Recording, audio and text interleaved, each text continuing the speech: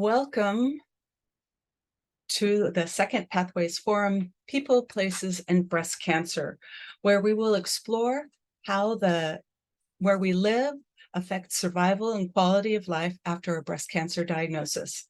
I'm Catherine Thompson. I am the Science and Survivorship Program Coordinator for Zero Breast Cancer, and I want to acknowledge that I'm on the traditional lands of the Muwekma Ohlone people, and ZBC, or Zero Breast Cancer's office, is on Miwok lands.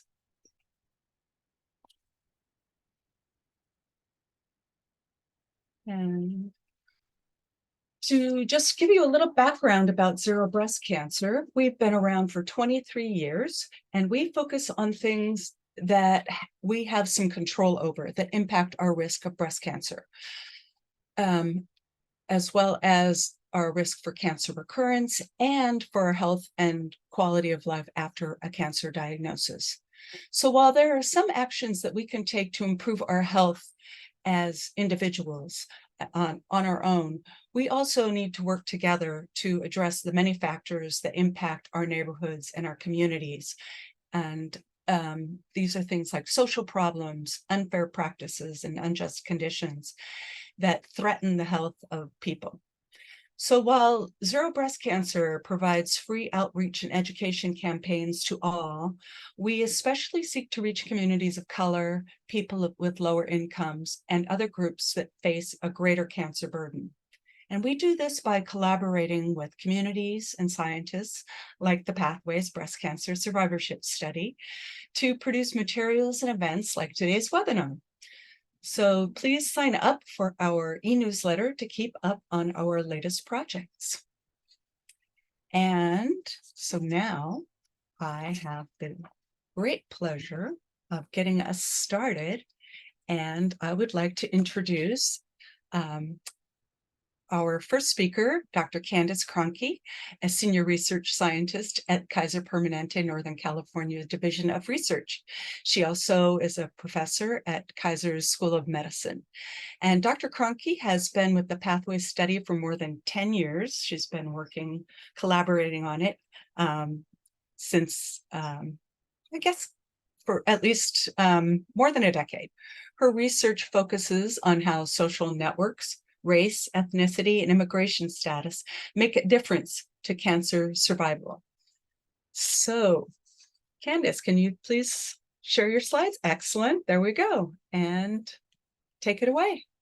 I'm so relieved that worked.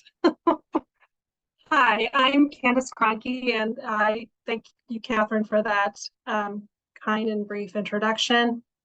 I have done a fair amount of work, and I'm happy to share some of the findings that I've done in the area of social isolation, social support, and breast cancer survivorship.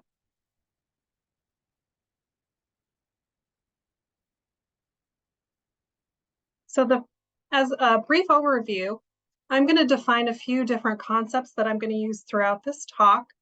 And then I'm going to talk about some of the population studies that I've done, including work in Pathways, and then finally talk about some of the implications of this work. So first, 4 concepts.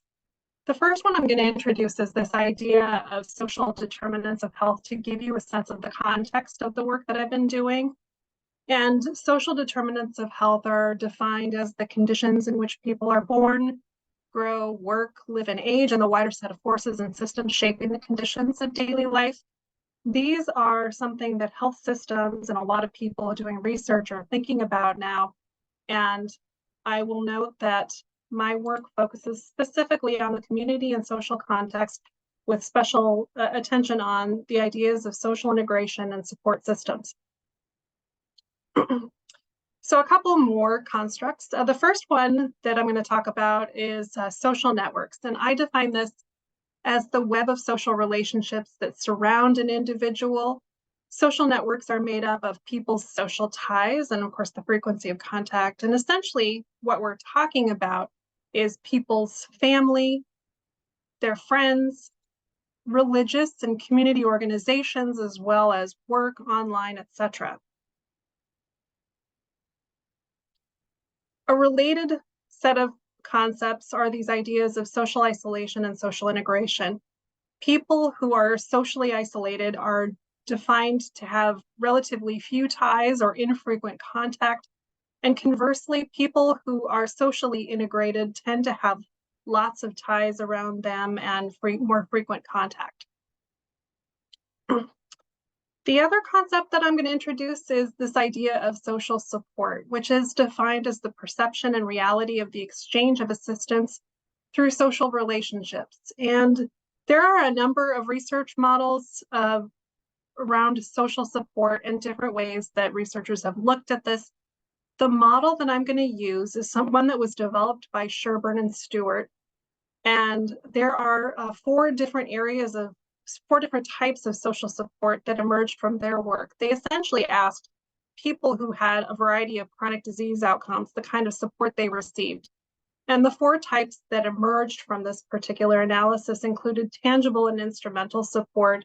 So things like help with rides to the doctor or picking up medications, chores, financial assistance. There's something that they combine emotional and informational support. I think of these as separate because you can imagine informational support is going to pertain to the information that people share with others. Whereas emotional support is the kind of support that makes somebody feel cared for. There's affection, hugs and kisses, and the like. And then there's something that they developed that they called positive interaction, or having somebody with whom you can have fun and relax and get your mind off of things for a while. So now I'm going to talk a little bit about some of the work that I've published, including work in the Pathways study. So this set of findings is the first study that I did to sort of kick off this work in large observational cohort studies. And this was work that I did with my team in the Nurses' Health Study. I looked and used this social network index of ties and also included information about frequency of those ties. And I found that women who were socially isolated, people who had relatively few ties and infrequent contact, had a twofold higher likelihood of dying of their breast cancer compared to those who were socially integrated and had more ties with more frequent contact. Because the original study was in 2,800 women and there was actually relatively few outcomes, I wanted to be able to replicate this study. And so I obtained funding to look at a similar question in a larger set of women who had been diagnosed with breast cancer. And these are findings from the After Breast Cancer Pooling Project cohort, nearly 10,000 women who happen to have data on social isolation and social support. And consistent with the previous findings in the Nurses' Health Study, I found that women who were socially isolated, represented in these orange bars, had higher risks of recurrence, cancer-specific mortality, and overall mortality. And I've also been interested in mechanisms. I found that the associations were not explained by depressive symptoms or lifestyle behaviors. One of the questions that I had in thinking through this, I thought, do all people need to have large social networks in order to have benefits for survival? And so in the Life After Cancer epidemiology cohort, I considered the combination of social network size along with the quality or the level of support of their relationships. And I was pleased to find that it was really only the women that happened to have small unsupportive networks that had elevated survival, that women who had supportive networks, even though they were small, still had similar levels or no significantly different levels of survival compared to those with larger social networks, and pointing to the idea that the quality of relationships matters. Now, this is a study that we conducted in Pathways, and we found that women who were socially isolated were more likely to have lower than median levels of quality of life outcomes. I've been particularly interested in quality of life, both because Longevity, while it's important, isn't the only factor people want to have well-being and high quality of life. The other thing is that physical quality of life is related to mortality. And so I wanted to take a look at this. As I mentioned, we found that socially isolated women had lower levels of quality of life. And specifically, when we looked at types of support, we found that women who, that positive interaction or having somebody with whom you can have fun and get your mind off of things for a while was the unique predictor in physical quality of life outcomes. Specifically, women who had high levels of positive interaction had lower levels of nausea, lower levels of pain, less need for bed rest, and higher levels of energy. And then also looking similarly at mechanisms, adjustment for lifestyle factors and treatment did not reduce the association much at all. In the work that I've done, and this is a study that we also did in using pathways data, we looked at social support and we started to look at treatment outcomes. And in this particular paper, among women who happen to have hormone receptor positive breast cancer, we looked to see whether social support was related to adherence to adjuvant endocrine therapy. And what we found was that women who had low levels of social support, as measured by the medical outcome study social support measure that I described earlier, and that you may be familiar with and remember taking or completing, women with low levels of social support were less likely to initiate treatment or more likely not to initiate treatment in the first year after diagnosis. Among those who initiated treatment, women with low levels of social support were more likely to discontinue treatment over 5 years. And then finally, even among those who followed treatment over the 5 years, they tended to have lower levels of medication possession and lower levels of adherence. We've also started to look at social support and delays to initial treatment. And so in these sort of early findings presented at a couple of different conferences, we found that women with low levels of social support assessed by the medical outcomes study social support measure, as well as a social network index. And then we also looked at clinical communication and whether people indicated that communication was supportive, whether the doctors had listened to them and heard them and incorporated their thoughts into the decision, into treatment decision making. Women with low levels of each of these were more likely to have surgery delays greater than 30 days. And that is sort of a marker of quality of care within the KP setting and generally in the literature. So what are the implications of some of this work? So one of the things that researchers tend to like to do is take observational findings and then create some kind of an intervention from that to try to improve outcomes in patients. And so some of the work that I've done in social support now, it actually got started decades before I started into this work. In small patient populations, researchers had found social support seemed to matter for outcomes. And as a result of some of this early work, there were social support interventions, randomized controlled trials that had been done to increase social support. And specifically, those RCTs tended to be ones that were designed to improve emotional social support. And as you know, that's one type of social support.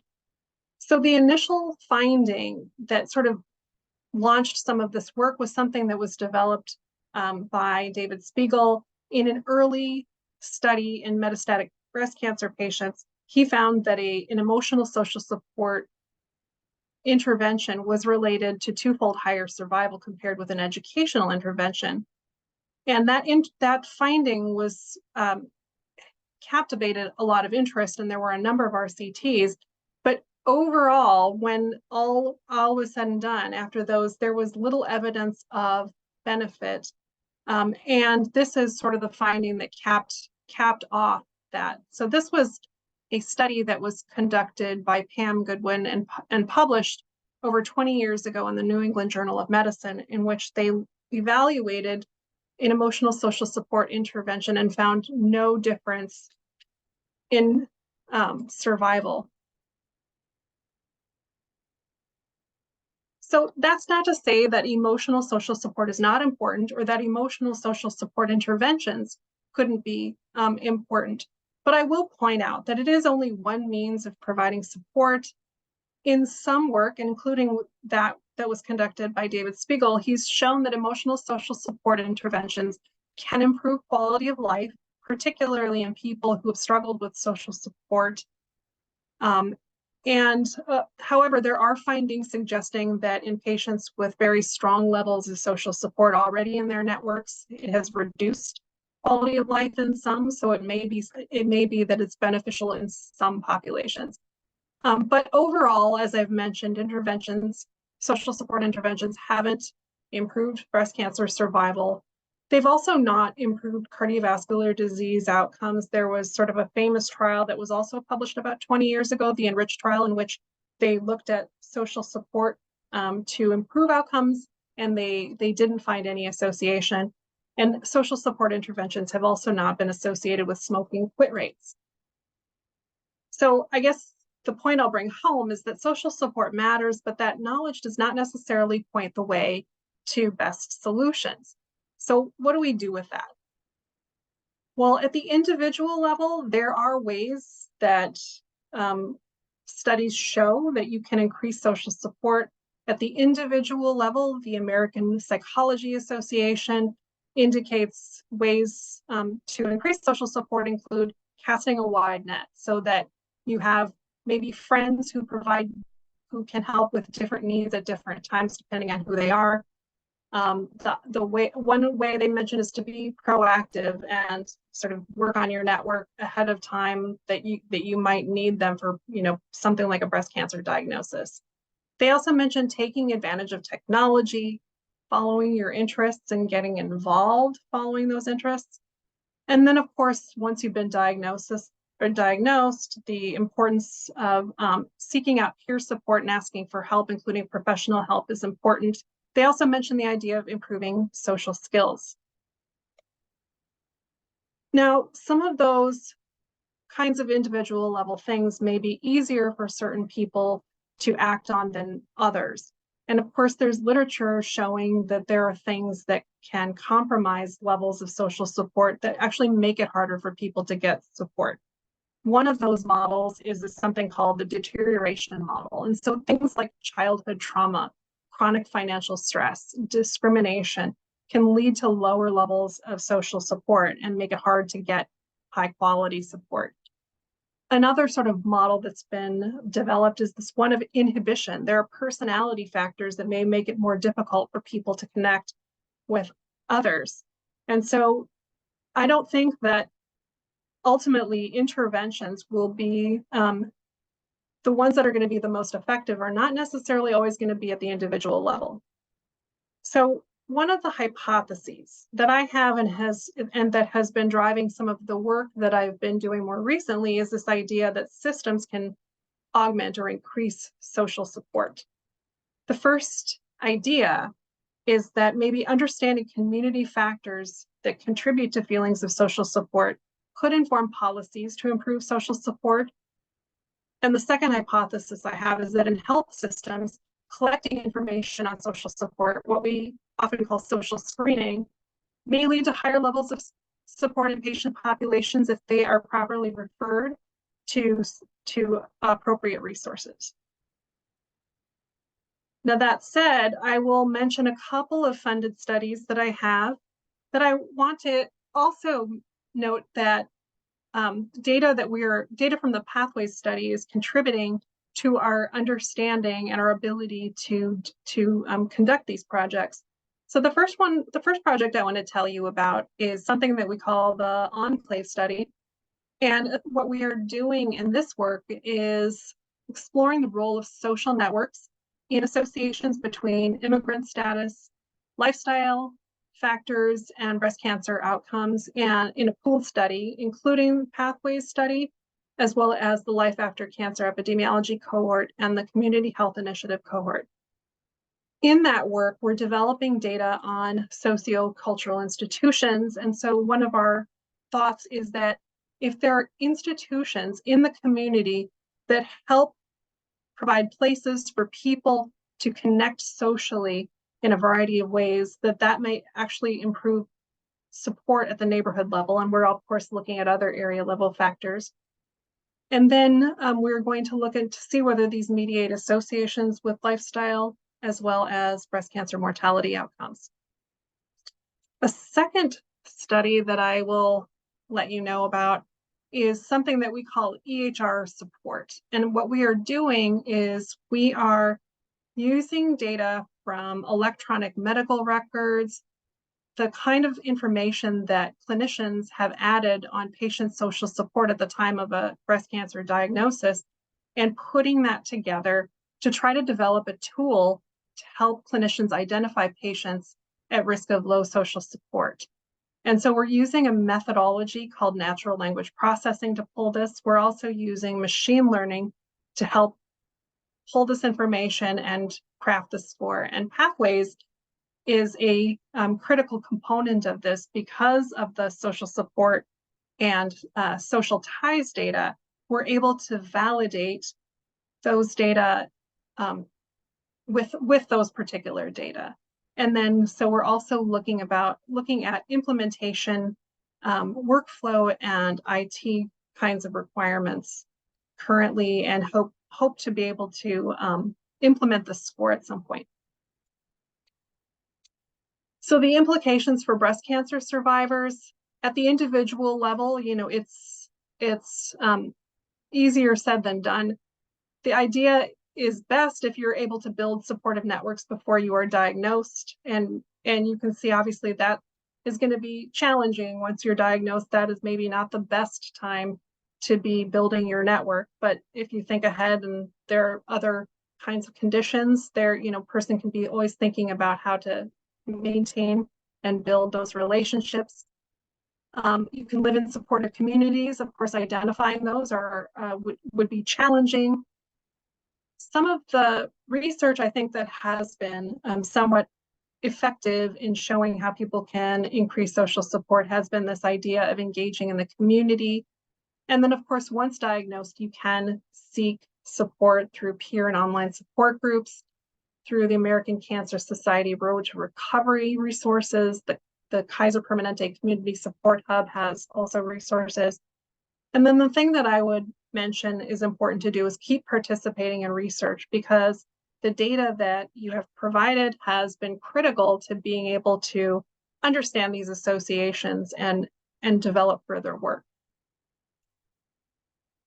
At the systems level, I think it's important that social screening exists, that we document social support, that there is appropriate referral to social workers and other clinicians, and then build those resources, knowing what those are, so that we can ultimately evaluate evaluate that process and whether or not it's actually helping patients in the ways that they need. Another thing that is maybe less of an issue at KP, and one of the things that in some qualitative work that my team and I are doing have noticed, is how much the patients appreciate coordination of care. Outside of the KP system, there's been a lot of research about nurse navigation and to help provide that coordination of care. And then ultimately determining community factors that increase social support hopefully will help to develop community and policy action. In summary, supportive social networks matter for breast cancer survival, quality of life, and optimal treatment. There are opportunities as an individual to improve support. I think research into how systems can increase social support in populations if needed, and your participation in pathways ultimately informs this work. Thank you so much. Thank you, Candice. Now we have our next speaker will, oops, there we go.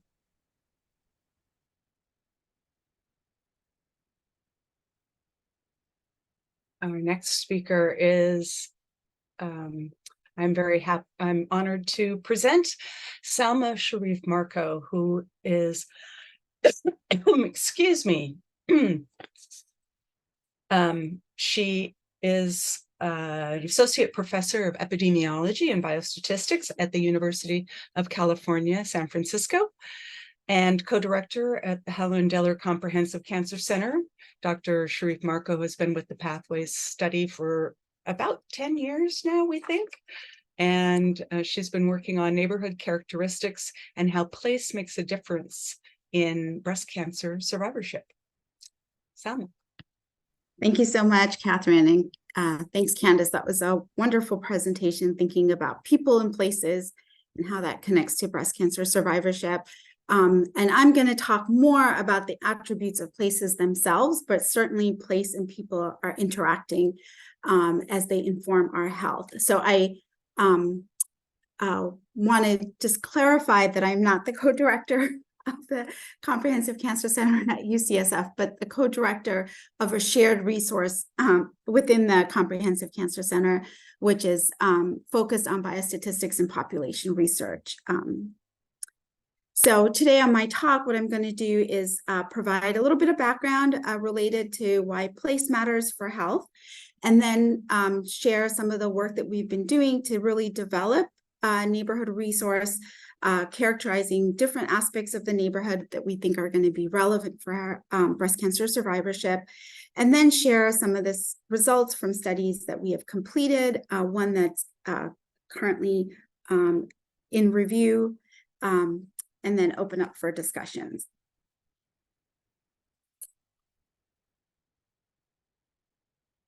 So in thinking about why place matters for health and the opportunities, I really like to ground us in why are we thinking about place, right? So now over 10 years ago, there was a documentary that PBS put together really looking at this called Unnatural Causes, Place Matters.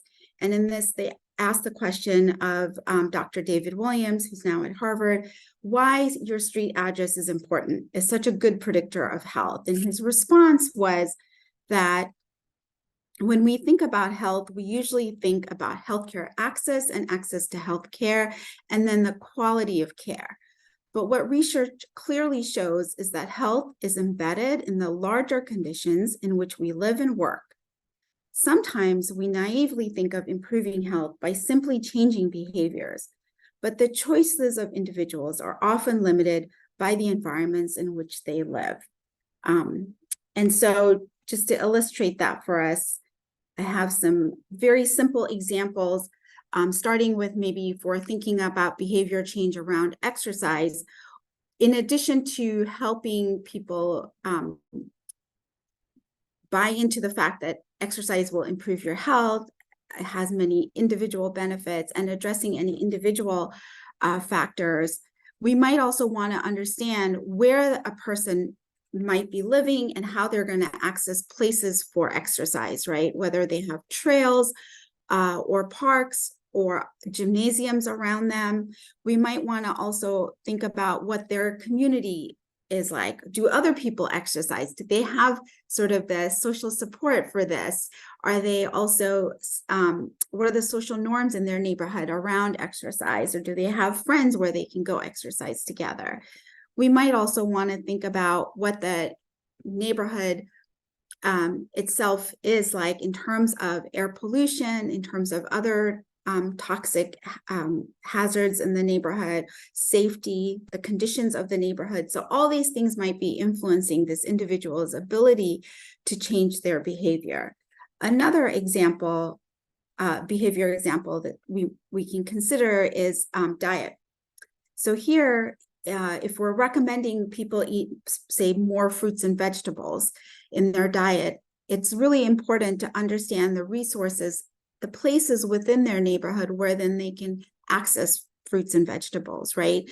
Do they have farmers markets? Do their grocery stores actually have produce at reasonable prices for them to access?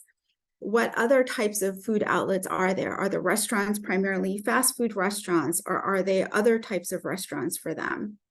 And then also thinking about how do they get to these food outlets, right? Do they need to take transportation? Are these walkable? So these are some examples of how place might influence individuals' behavior choices. And so in the scientific literature, there's this really helpful model that I like to come back to, where when we're thinking about individual behaviors that contribute to their health, we can think more about their neighborhood environment, right? And here, those have been captured as physical environment, including things like air pollution or environmental exposures, food and recreational resources, like we just discussed in the other examples, built environment attributes. So these could be other man-made attributes of their neighborhood, things like street connectivity, which makes a neighborhood maybe more easy to navigate for a pedestrian, crosswalks, things like that.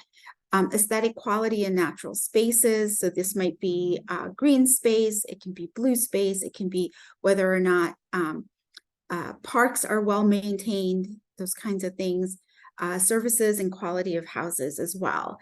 In addition, there are attributes of the neighborhood that comprise the social environment, and this can include things like safety or violence within a neighborhood, those social connections, social cohesion. So the confidence that along with your neighbors, there's collective agency within a neighborhood, thinking about local institutions, whether those are accessible, those reflect sociocultural institutions for communities, and then social norms in those neighborhoods. And then further upstream, these neighborhood attributes are likely to be then shaped by some of the structural determinants, like segregation by race, ethnicity, but also by socioeconomic position, and then also in thinking about resource distribution across neighborhoods, right? So again, the work that I'm presenting is helping us to think a little bit more upstream beyond the individual into where they're living and how those environments are actually contributing to their health. And in this context, breast cancer survivorship. So this is another way to think about all those different levels that are contributing to cancer health outcomes. And in particular, I like this model, and our group uses this a lot because it helps us not only think about how to operationalize what we want to understand as contributing to health outcomes, but really to also think on the other side, once we think about these associations, how do we then build these attributes into interventions, right? So we don't want to just put out interventions to improve health outcomes that are just at the individual level or even just at the healthcare system level. We want to really account for the whole person and think about what modifiable pieces about their neighborhood environment, about their healthcare system, even larger social structures can be contributing. And so that we keep that context in mind as we're trying to address and improve health. So now I'm going to switch over to sharing some of the work that we've actually been doing in the Pathway study related to the neighborhood resources that we've developed. So many of you are aware that our Pathway study is a cohort of breast cancer survivors with over 4,500 women that were recruited between 2005 and 2013 through Kaiser, Permanente, Northern California. There's lots of rich data that have been collected from these women, including survey data, electronic health record data, as well as biospecimens and genetic data. Our team was able to geocode addresses near their when they entered the cohort, and we were able to geocode their addresses for 97% of the participants. And what this means is that then we can append some of our neighborhood data to really understand more contextually where they reside might be influencing their health. And so the neighborhood units that we're using in this study include block group and census tract. On average, have about 1,800 residents. For block groups, which are the smallest unit for which we can get secondary data characterizing their neighborhoods, and then census tract is slightly larger with about 4,000 residents. We were also able to use residential buffers around individual homes and identify for 1,600 meters, which is about a 1 mile distance, resources that they could walk to. So things like the food environment and recreational facilities were characterized using this method. So the first type of data to characterize their neighborhoods that we compiled was data that already existed, primarily from the U.S. Census Bureau through their short form and long form data. And then in more recent years, they've switched over to capturing this type of data through the American Community Survey. So we have lots of data characterizing the socioeconomic status of the neighborhoods, the racial ethnic composition, characteristics around immigration and acculturation within these neighborhoods, population density, urbanization. We have data resource that captures the businesses within neighborhoods, and that's how we can characterize the food environment and recreational opportunities. We have data characterizing commuting patterns, walkability of neighborhoods, parks and farmers market, as well as traffic density for our studies. We were also able to characterize some of the neighborhood attributes using remote sensing or satellite images and machine learning methods. So here, these figures are showing you a satellite image on the far left that you can take and using machine learning methods, identify the green layer and then sum up that greenness for a particular grid or neighborhood. And so using that same method, we were able to characterize the amount of green space, the amount of blue space or distance to blue space, as well as light at night. So for those who might not be familiar, green space and blue space have actually been shown to be associated with quality of life, showing positive associations there. And then light at night is actually been shown to possibly disrupt sleep and have other sort of impacts on health. In addition, we implemented neighborhood audits. Instead of sending out field staff to each neighborhood that our Pathways participants reside in, we were able to leverage technology in Google Street View images in particular to characterize neighborhoods using virtual audits. And here's a map that shows one of the items that we audited for, which is garbage litter or broken glass in the neighborhoods.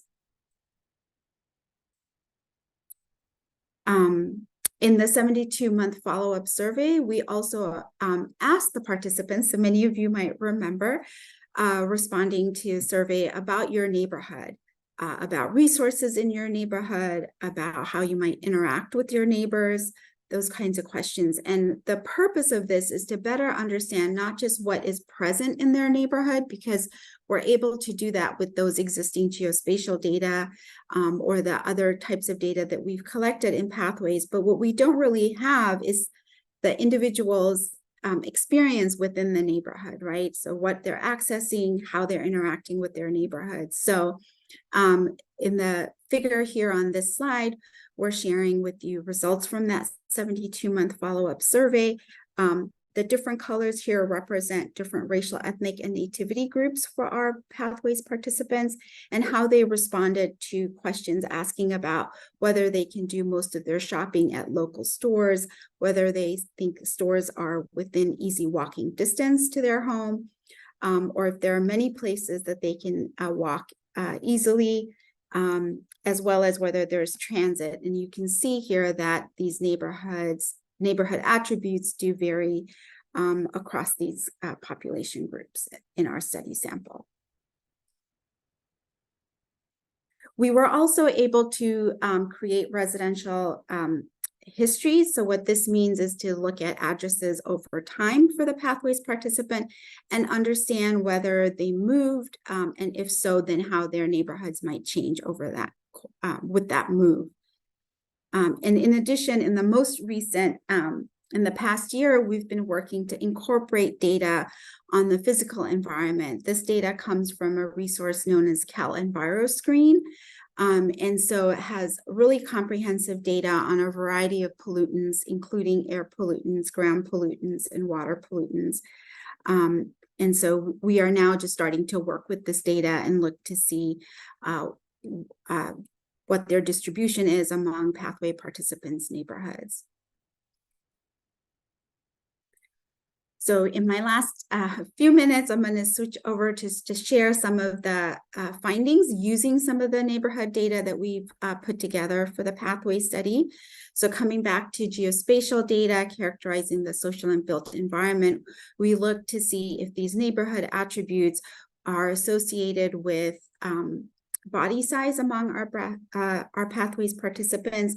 And what we learned is that several neighborhood attributes were associated with overweight and obesity in the cohort, and these attributes were lower socioeconomic status, high minority composition, high traffic density, high prevalence of commuting by car or motorcycle, as well as having high number of fast food restaurants within neighborhoods. And when we looked at this by race ethnicity, we did see that there were some variations in how these associations played out.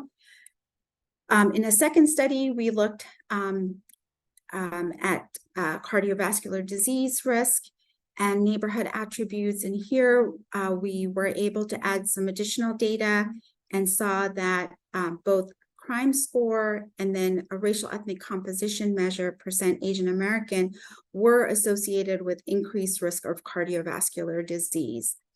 And you can see here that crime was resulted in a 50% increased risk of cardiovascular disease. And then residing in neighborhoods with a lower percentage of Asian American residents contributed to an 85% increased risk.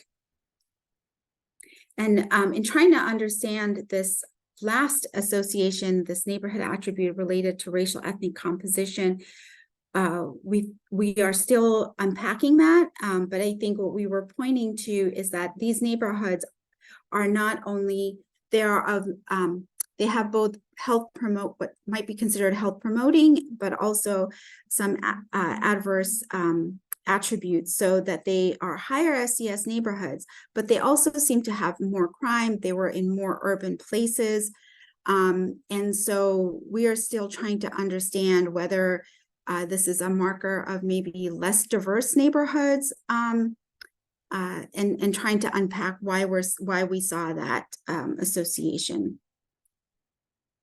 We did a study looking at discrimination and quality of life, and in that study, we reported that women in the pathway study who experienced discrimination, we saw worse quality of life associated with that experience.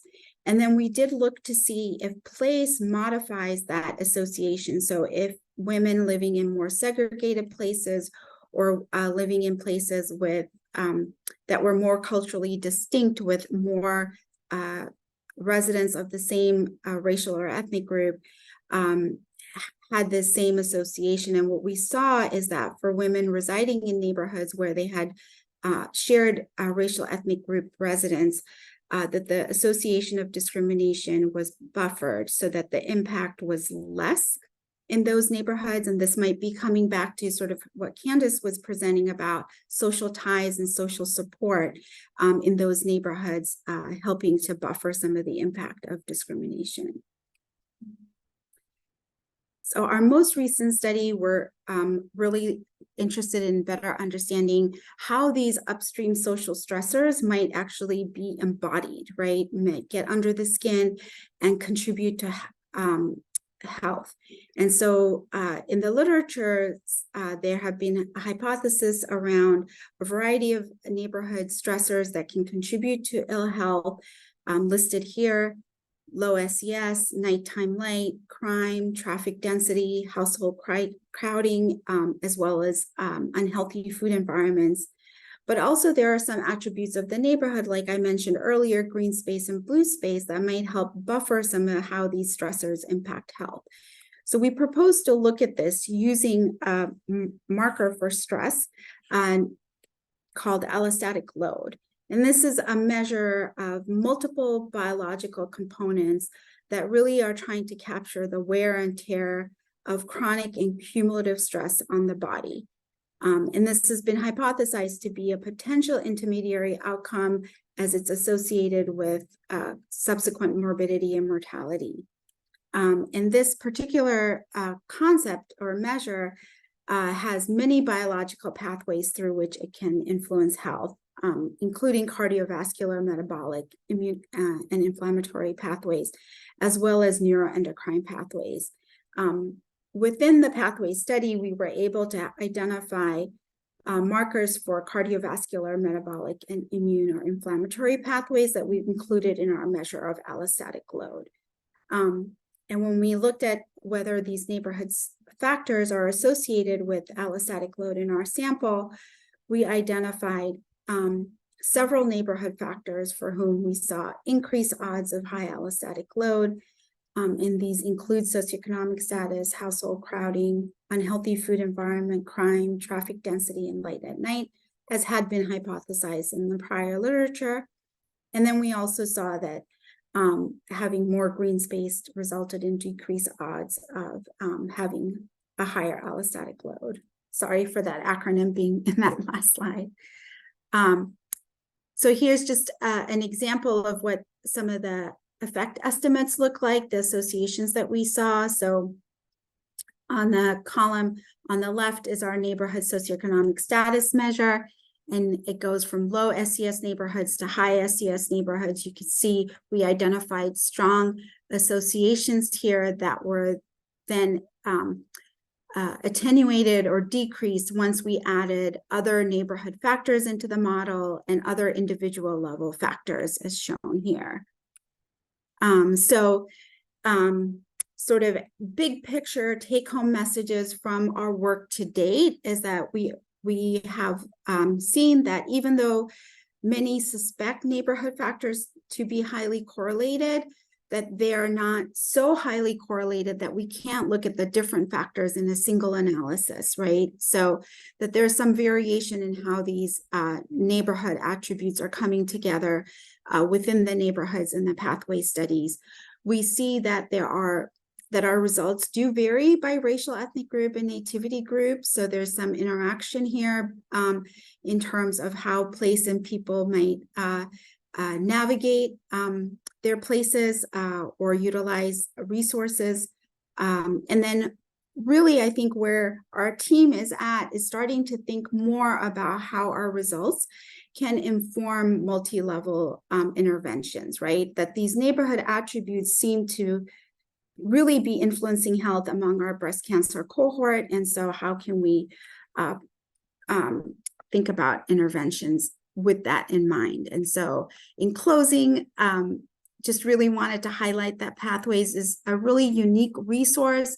It is well recognized nationally. Larry, I hope it's okay for me to tout our, like really the rich resource just because of the diversity of women represented in Pathways, but also, as I pointed to earlier, just the type of data that has been brought together to help us really understand the multi-level factors that influence survivorship outcome. And so certainly next steps are to disseminate our findings like we're doing here back to communities and other stakeholders that can help us think about how to address why place matters for breast cancer survivorship.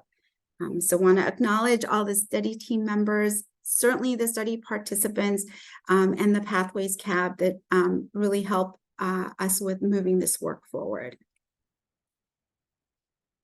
Sorry, Catherine, I think I went over a couple minutes. Thank you, Salma. Yes, it's we are a little behind time, but we still have a half an hour or so for questions. So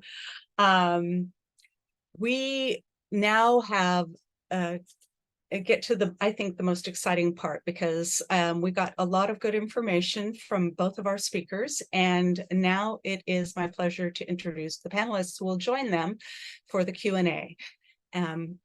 First, I would like to introduce Dr. Larry Kushi, who's the Director of Scientific Policy, at the Kaiser Permanente, Northern California Division of Research. As a nutritional and cancer epidemiologist, he is the person who started the Pathway study, and he continues to be principal investigator, facilitating a large group of scientists to do an amazing array of work. Larry knows as much as anyone about the Pathway study, so we're very happy to have him. Linda Felix Monroe is a 10-year breast cancer survivor who joined the Pathway study right about 10 years ago. She's a retired clinical social worker, and she's been a family caregiver, and she believes in giving back to the community. Linda serves on the Pathways Community Advisory Board, and we thank her for being here with us today to help represent our study participants as well as be a voice for survivors. And finally, Dr. Ray Liu is an oncologist, cancer doctor, who leads Kaiser Northern California's research of hematology oncology and Kaiser San Francisco's cancer survivorship programs. Ray actively engages with the Pathway study and with the region's breast care coordinators to improve the treatment and better meet the needs of patients. So can I ask our panelists and speakers to now please turn on your cameras and microphones, and let's get started. Good afternoon. Linda, can you go ahead? Yeah, and please ask the Yes. first question. Okay, we've had many questions that have come through, but for the sake of time, I'll ask just a couple, and any of the panelists can answer. I may jump in and give my own personal experience for some of the questions.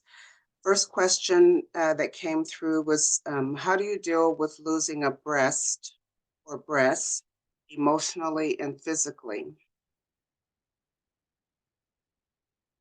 I'll just give my own personal experience.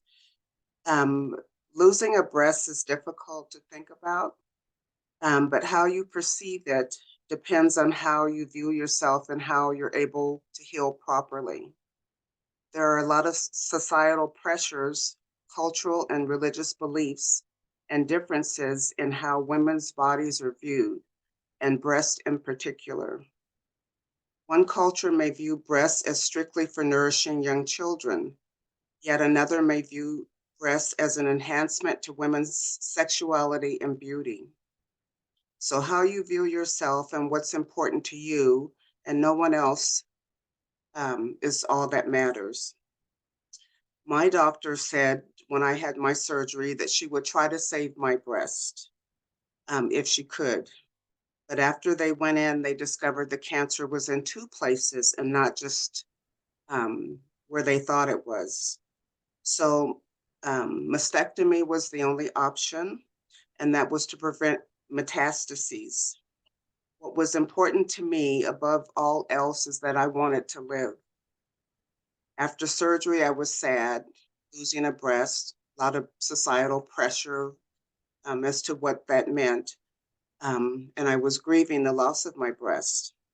But I just kept reminding myself that what was more important to me was that I was alive. Everyone's journey is different.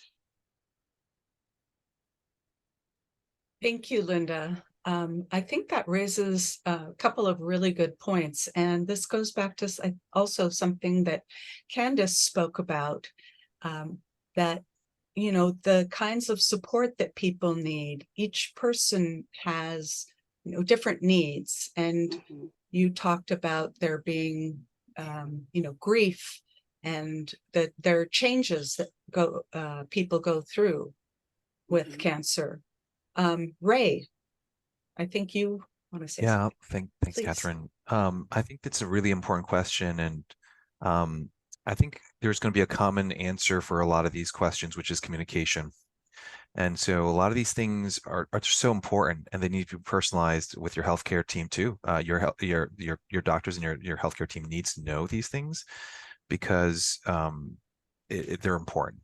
And sometimes because we're so focused on talking about treatments or side effects, sometimes we forget to talk about those things that really matter, like what is it doing to my image and how I'm feeling about myself. So there are support systems not only in the community but in our medical system to help people. So communicating needs is something that we're actually doing some research on, and really thinking through how we can identify needs better. But I think coming from the folks to empower themselves to say, I am going to talk to my healthcare team about this, it's important. The one thing I'll add, and I have to second Linda's comment, and this sort of pertains, I think, less specifically to social support than it does to some of the qualitative interviews that my team and I have been doing with breast cancer survivors and understanding more about their experience. And just a common theme that I see is this idea of reframing. Can you reframe a loss and look at it another way, in a way that enables you to see it in a beneficial way to achieve some growth? Now, I will say this kind of a question, I think, would be also well addressed by somebody who is a practicing clinical psychologist, and I'm not that, but I did want to share that particular theme that has emerged from some of our interviews. Thank you. Yes. And the idea of what kind of support to offer and how, I think you made a good point of that we don't know how best to do that, and it varies widely. So we do have some resources that we want to share about that. But Linda, or do you have another? We have a question also. We have a couple of questions in the Q&A. Do you want to ask another question, Linda? Yes, actually that leads into our second question, how to get support. Oh, okay. That was the question. Well, that is a nice. And I think we've all touched upon it a little bit. Some people, in my opinion, may want support, and some people may not. Some people may think they can go through the process just on their own. I knew someone who purposefully didn't divulge to her family that she had cancer. And she continued to work and take care of her family and everyone. And it wasn't until she passed away that they learned of her cancer diagnoses.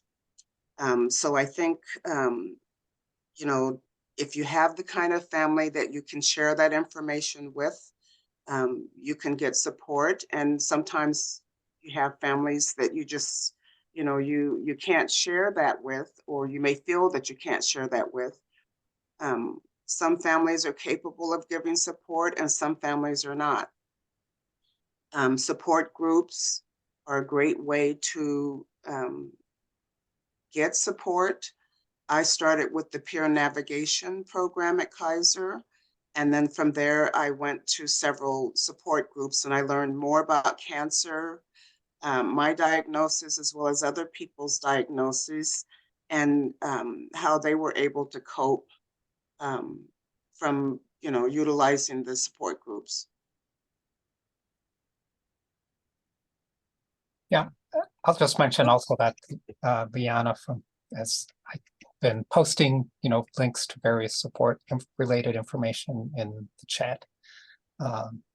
And I noticed that there are comments, you know, basically about, okay, how does one reach out, etc.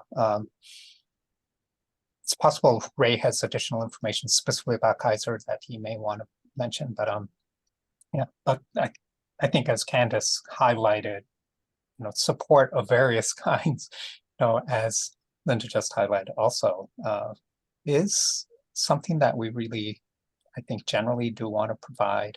Obviously, the Pathway Study per se is a research project, but if anyone who's directly involved in the study or otherwise, you know, do want to reach out to us, then, you know, we may be able to put you in contact with whatever may be appropriate, you know, so follow-up resources or whatever. So,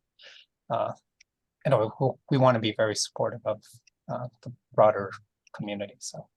Right. Before, I would like to hear from Ray, but also before we do, I want to just explain that I put up a slide that because we had so many people who asked about resources and sometimes about specific resources in their area, and when they registered for this particular webinar, that we decided to try to gather some of them together. So those are some of the things that Leanna is sharing in the chat. And I apologize for the acronyms in here, but we do have some that are specific to the San Francisco Bay Area, but the cancer centers and our Kaiser facilities, whether or not you're a member, we have one link for finding resources, whether for anyone, and then other resources for those who are members. And then one person specifically asked about resources for children. So we have a couple of resources in the chat for those. We've had a couple of people ask if the resources that are in the chat will be posted with the meeting materials, and yes, those will all be available. We will make those available both on our website and on the YouTube channel along with the webinar. Okay. So a third question has to do with neighborhoods. What are some factors that determine treatment outcomes? Candice, you spoke a lot about, well, both doctors did, about neighborhoods and resources within those neighborhoods. Some neighborhoods have more resources than others. So if one of you can address that. It's a great question, and it's one of those things where I think in the work that we're doing right now, we're trying to learn more about what those resources are that are going to make a difference for people. And I still feel that the results from that work are up and coming. But I will also refer the question to Salma, because Salma may have some very unique perspectives on this particular question. Mm-hmm. So we didn't specifically look at that within the pathways data, but there are studies that have looked at other, neighborhood related factors that contribute to treatment outcomes. And one of, and we've heard this in other studies that we've done, right? So getting to treatment, access to transportation, and being able to, it's not just transportation, but also we've heard other responsibilities, whether it's childcare or other care that you're providing for family, right? So being able to put aside the things that you are doing in your day-to-day life to get to treatment are things that, sometimes from a place-based or social determinants of health perspective can be that may need to be addressed in order to ensure people are coming in for treatment and getting their treatment in a timely manner.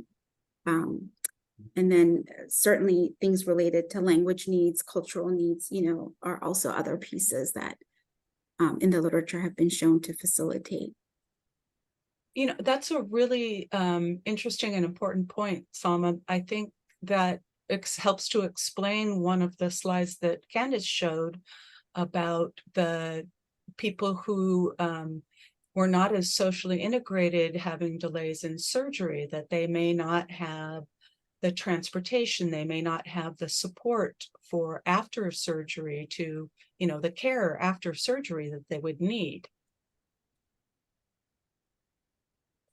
That's true. So where you live can determine the outcome of your treatment and your survival.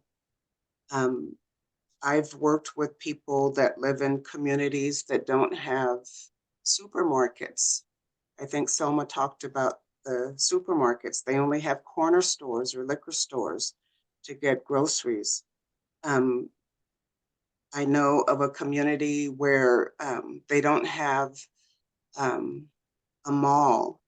They have their mall consists of a social service center where there's dialysis, there's the welfare department, the WIC department, the WIC program, adult protective services, probation and parole. So again, you know, those, if you utilize those sorts of resources, you know, they're there for you, but cancer research resources are not readily available. Some communities don't have hospitals, they have community and neighborhood clinics. So it's important, I think, for the doctors and the medical staff and the social service staff at those clinics understand what cancer, the cancer research, latest cancer research is, so they can pass that information on to their clients or their patients. People do talk, no matter what your economic standing is, so information is shared, that the information has to be passed on from a reliable source. Right, and that's what Pathways is all about, is getting that Yes. good information out. Yes. And I want to read one of the questions that came from the that came through the Q&A. We've had some that have been answered that I think we might want to answer live as well, although but this one, Polly Marshall, who is with Breast Cancer Over Time, she's one of our colleagues. Happy to have you with us, Polly. Says that she leads a breast cancer support group and several healing circles for people with cancer. And these are peer-led. And she says that there's no substitute for sitting in person or on Zoom with others that are going through the same experience and just witnessing each other's journey, sharing experiences and decisions.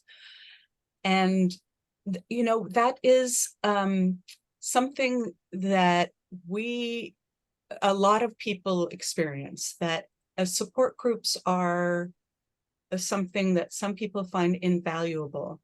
And we also have found that other people are not as amenable to group environments.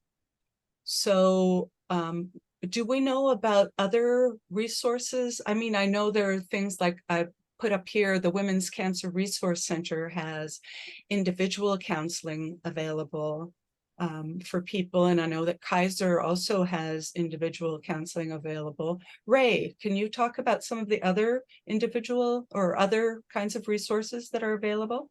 Absolutely, Catherine. I think the important thing that you're seeing also in the chat and the Q&A is that there's no one thing that fits everyone, right? It really has to be personalized. In some situations, it's better to talk to peers than, but in some situations, there are questions that can come to the healthcare team. I wanted to mention there's our social work services in oncology, because every KP facility has those services, and those social workers are dedicated to oncology, to cancer care, and many of them know about your local resources. So I don't want people to feel like there's no one to talk to that can help them find their local programs. And our social workers are engaging very, very well with those community resources. So for example, in San Francisco, we refer a lot of our women to a resource, they're called Pink Ribbon Girls, and they provide a lot of transportation, peer support, you know, food. There's also other services that can help pay for housing for folks that are having difficulty. We talked about neighborhood factors, and so people there are community resources. And I think one of the issues that you're hearing today is, how do we find them? And one of those resources is your oncology social worker. They do have a lot of knowledge about those local local resources at your local KP facility.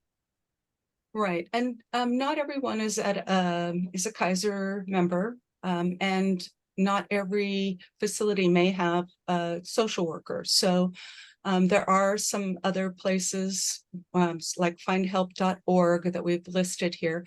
And also Kaiser has a new program that was listed that is available to non-members as well, to try to identify local services that are available that are not just cancer specific.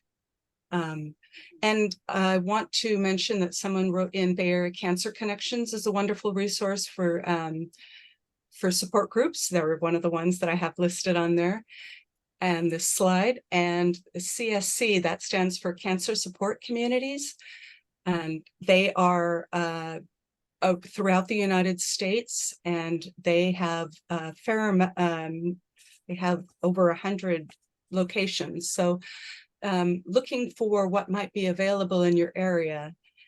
I know a couple of people who wrote in ahead of the webinar mentioned that having survivors as peer navigators is something that Polly mentioned, having, you know, a peer-led thing. So sometimes that's really helpful. We have also had people who are like Joanna Hathaway at the Kaiser San Rafael facility. She has a support group there that she leads and does art therapy and other programs, which is also something the Women's Cancer Resource Center offers. And so different kinds of programs can also bring women together in formal ways and informal ways to offer support. And I shouldn't just say women, because men get breast cancer as well, and people who are non-binary also get breast or chest cancer. One other thing that was mentioned in the before the webinar was that churches can be a great source of support. So I want to make sure, were there other questions that folks have, that people have been answering on, we want to share online? From the Q&A? I'll just say it's great to see people who are attending, you know, sort of sharing other resources, you know, some of which, you know, Catherine highlighted as well. There were a couple of questions related to adolescent young adults with breast cancer, or young adults with breast cancer, including the name of one of the support groups. I think there was that comment was sort of reinforced. I've thought I'd mention that we're conducting another project looking at people who are diagnosed with cancer between the ages of 15 and 39, sort of the adolescent and young adult age range. And among the things that we are looking at, and actually there's like 3 or 4 studies around here, but are fertility concerns and how that impacts cancer treatment, as well as birth outcomes after being diagnosed with cancer, breast cancer and other cancers. So those are things that we're doing in other studies on an ongoing basis. We haven't explicitly sort of looked at the younger breast cancers, although in the Pathways study as a separate group, although we did enroll people, you know, starting, you know, anyone who was an adult when diagnosed with breast cancer. So we do have, you know, substantial number of young breast cancer survivors in the Pathways study. So that is something that we probably should be looking at. And I know that at least one person who registered a little later had mentioned metastatic breast cancer as well as another group that oftentimes doesn't have their needs met. Oh, and in the San Francisco Bay Area, we have Bay Area Young Survivors. There's the National Young Survivors, getting this wrong. I will make sure that we get it the correct link in for the YouTube and for our online posting. But somebody mentioned also about metastatic breast cancer, and that there are oftentimes, because, you know, treatment never ends for people with metastatic cancer. So there are different needs and different support needs. So I know of a couple of programs that I will ask to have put into the chat, but are there I think, Candice, you had at least one slide about metastatic breast cancer survivors. And are there any specific programs or any other work going on about this? I know it's harder because it's a much smaller population, but it's such an important field as so many more people are living so much longer now. Yeah, I mean, it's a great question. I mean, one of the things that I'll say in terms of the literature, it feels like just even some of the general understanding of how social support works is where we're at in terms of the literature. And I think that some of the direction that we're trying to take this work in is to understand are there social networks, social support differences by race and ethnicity, because there seems to be such limited information in that, and even less, in terms of other conditions. So in terms of metastatic cancer, the slides that I presented pertain to survival, and the idea in part is, can you affect survival in metastatic cancer patients who, are expected to die at a higher rate? And in terms of like their specific social support needs, I'm not aware of the research into that, although it's an important question. And yeah, without being able to address, I think that we just need more and deep research to understand the specific needs of a variety of different communities that we just simply don't have at this point.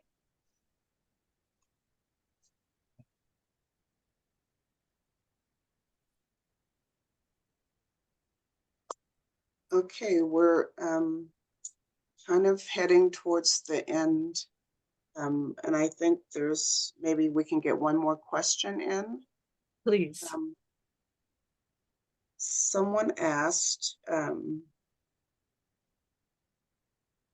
did you look at how being on the autistic spectrum impacts patients, caregivers' perceptions of and access to social networks? Yeah, this is an interesting question too, in terms of my research. As I've mentioned, there's limited work that goes beyond understanding social support in general populations. And when I saw this question, one of the things that I did is I actually went into PubMed to see if there was others working on this particular question. And I typed in social support, autism, and breast cancer. And I think that the PubMed did not know what to do with that. In other words, there was virtually no information in this particular arena. And I had to kind of go to other conditions to kind of even begin to see any sort of literature. And sort of some of the earliest literature does try to understand qualitatively what is going on with autistic patients. They, have different kinds of social needs or propensity to connect with other people that make their situation unique and different. And so I'll sort of reiterate the need for additional research in terms of, different populations, because their resources for them may need to be, or solutions for them may need to be different than general patient populations. So, I think that is definitely an important direction for some of the research that, we can do in the future.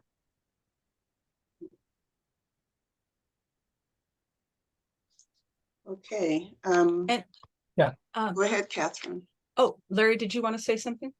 Oh, I just thought I'd mention, I think one of the webinar questions also talked about LGBTQ plus individuals. And we haven't explicitly looked at that in the pathway study per se. And I'm actually trying to recall if we have good information on that sexual preference or gender identity. But we have been involved in other projects that basically do demonstrate that people who are diagnosed with cancer in terms of financial hardship, which is one potential consequence of being diagnosed with cancer, particularly at a younger age, where you may not have the type of wealth resources that you may have developed over, a couple of decades of employment, etc. And if you don't have like family support from your parents or whatever, that LGBTQ folks are at greater likelihood of experiencing financial difficulty if you're diagnosed with cancer. And that maybe is an obvious thing, but it's something that we have documented, and we're hoping to be able to build more on really understanding the impacts of sexual orientation and gender identity on cancer-related health outcomes.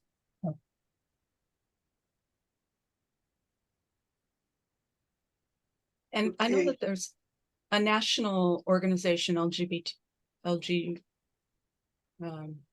think it's LGBTQ cancer, if I remember correctly, that has been doing a lot of advocacy and research work around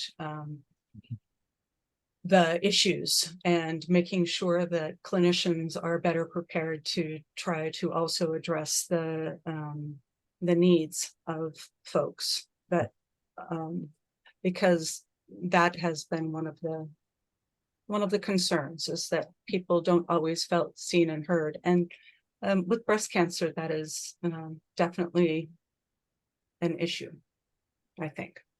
Yeah. And if I can chime in, Yes, please. I don't know if folks are aware, but the National Cancer Institute actually is funding a group of 14 cancer centers, I think it is. But last year they put out a call for cancer centers to propose data collection around sexual orientation and gender identity. Because you write in cancer registries, at least we don't have that data. So we can't even speak to what the cancer burden is for those populations. And so our group, Scarlett and I are leading an effort here to understand how data is being collected at UCSF's Cancer Center, and sort of what some of the barriers and challenges are, given I think Epic now has a off-the-shelf module for data collection, Larry. I don't know if that is available through in the Kaiser setting as well, but it's just there's no questions, there's no script, there's no framing, right? It's just sort of, tell me about yourself, and here's some answer choices that you might select. And so we're doing a little bit of qualitative work and quantitative work to understand the utility, but they're and then to work collectively to see if we can collect this data for cancer registries as a way to at least start to have population-based data to address the burden for these population groups. Larry, maybe. Okay. I'm sorry. I was going to say KP is also increasingly collecting this kind of information, and so any sort of research that is connected to EHR-based kind of research could potentially incorporate that kind of data. So there are going to be increasing opportunities, I think, to consider that. Yeah, EHR being electronic health records for those who are following along at home. Yeah, I think there's increasing hope in first understanding these issues. There's a physician in the Bay Area, actually, Dr. Eric Eckhart from Stanford, who's actually joined Kaiser Permanente in our Oakland facility, who has studied looking at sex and gender minority groups and how their breast cancer outcomes are. And we do have a transgender center in San Francisco, and we've actually talked a little bit about how to start that research here at KP. So Larry knows about Eric, and we're this is another plug for us thinking about how research can help change things for the better. Yeah. Salma, did you have something else to add? No. Okay. We're just about at time, so I want to make sure we don't have any last questions. There are a few things that in the Q&A, for those who might have missed some things in the chat, you can also take a look in the Q&A, and Polly Marshall has very kindly been also posting some names of organizations that are some wonderful resources And we will make sure that we make all of those available with the recording of this webinar. Now, unfortunately, our time is pretty much up, and I know that there were probably a couple more questions, but alas, it is time for me to say thank you so much to everyone who wrote in with all the excellent questions, and of course to our presenters today, Dr. Kroenke, Dr. Shariff-Marco, and to our wonderful panelists who joined us, Dr. Kushi, Dr. Liu. We really appreciate your sharing your insights, and we really would love to have your input of everyone who is on the webinar today to help to make our next webinar even better. So if you would be so kind as to fill out our email survey, it will be sent to you along with a link to the recording after today's session. I also want to just make sure that I thank everyone that is doing all of this work to improve the lives of those who have been diagnosed with breast cancer, Yes. and to reduce those numbers in the future, which is, you know, why we're all here. And thanks also to Linda. I'll just call her out. Yes, Linda, so it was so wonderful to have you here today. Well, thank I'm you. sorry, how did I possibly miss Linda? I was so busy saying doctor this and doctor that. And Linda, yes, it was, we really appreciate you being here to represent the Pathways CAB and the participants. Well, it's an honor. Thank you for having me. And we will be having another webinar in early 2024. You can help us to decide what the topic should be as part of that survey that will be sent out. So one way to keep in touch and to make sure that you get to hear about what our next survey, when our next webinar is to sign up for our newsletter, which we try to keep at a bare minimum, only a couple of times a month. You can also, of course, connect with us on, what used to be Twitter. What is it now? X? X. Yeah, I'm sorry, I have not made that mental leap. Facebook, Instagram, and we look forward to seeing you all the next time. Thank you so much for joining. Thank you. Thank you. Thank you all.